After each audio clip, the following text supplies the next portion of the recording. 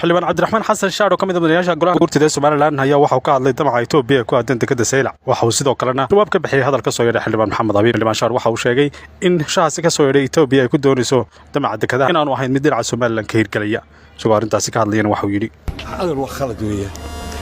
ninna bad ma bixiyo badda ay Soomaaliland leedahay cidna la siin maayo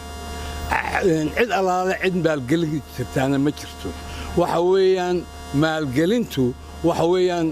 dadka muslimiinta ah ee berbera jooga ee la yiraahdo taasuun baynu bixinaa taasna waxa weeyaan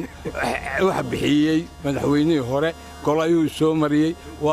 rafaad badan baa laga galay markii dambe meel wanaagsan baa la isla dhigay laakiin ninkani wuxuu doonayaa bad ciidan buu samaystay ciidan badeed ayuu samaystay ma badayda yeeli maayo badaan